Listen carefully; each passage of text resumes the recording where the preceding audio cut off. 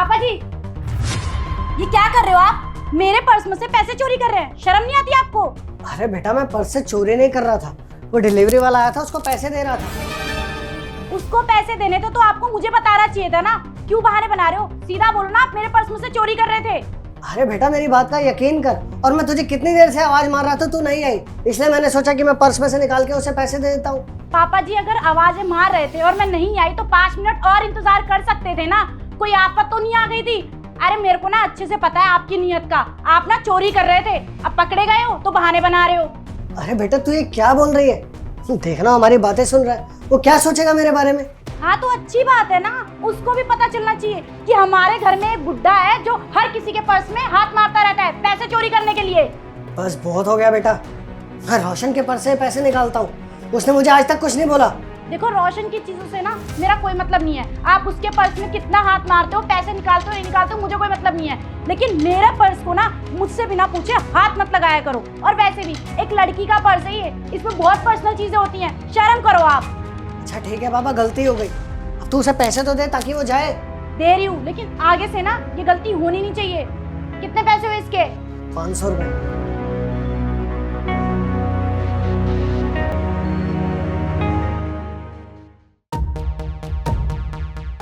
सुनो, अपने पापा को ना समझा लो, वो दिन पे दिन बदतमीजी करने लग गए हैं। क्या क्या उन्होंने? क्या किया तुम्हें पता है? आज सुबह मेरे पर्स से पैसे निकाल रहे थे, वो भी मुझसे बिना पूछे। चोरी करने लग गए हैं वो। अरे यार, तुम पागल हो क्या? तुम्हें लगता है पापा चोरी करेंगे? पापा वाला चोरी क्यों करेंगे यार? ये सब कुछ तो पापा का दिया हुआ है, आज जो कुछ भी पापा की वजह से है, और तुम उन पे ही चोरी का इल्जाम लगा रही हो।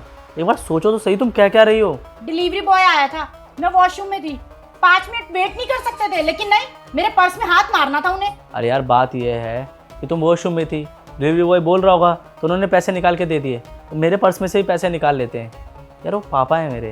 अगर उन्होंने निकाल भी दिया तो प्यार से समझा सकते हैं उसको, इतनी बड़ी बात तो मत बनाओ ना। देखो रोशन, तुम्हारे पापा तुम्हारे पर्स में हाथ मारे ना मारे मुझे उससे कोई फर्क नहीं पड़ता, ठीक है? लेकिन मेरे पर्स को कभी हाथ ना लगाएं। मैं तुम्हें पहली और आखिरी बार समझा रही हूँ, आगे से ऐसा हुआ ना मुझसे बुरा कोई नहीं होगा। अच्छा ठीक है, बोल दूंगा तुम्हारे पर्स में हाथ ना डालें। वैसे भी वो कभी ऐसी हरकत करते नहीं है, मेरा मतलब कि बदनाम कर रही हो। देखो, मुझे तो लगता है कि घर में जो छोटी मोटी चोरियां होती है ना, वो भी वही करते होंगे। यार देखो, पापा के बारे में कुछ भी बोलना बंद करो, समझे ना? मैं बोल दूंगा पापा को, लेकिन यहाँ बैठ के बहस मत करो, जाओ अपना काम करो। कुछ भी बोलती रहोगी पापा को। हाँ जा रही हूँ, और समझा देना उनको, समझे? इतनी भी क्यों चिढ़ती है यार? पापा को ही मना करूँगा।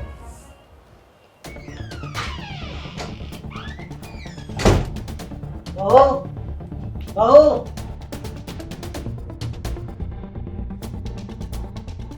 हाँ पापा जी, अब बताइए क्या काम है?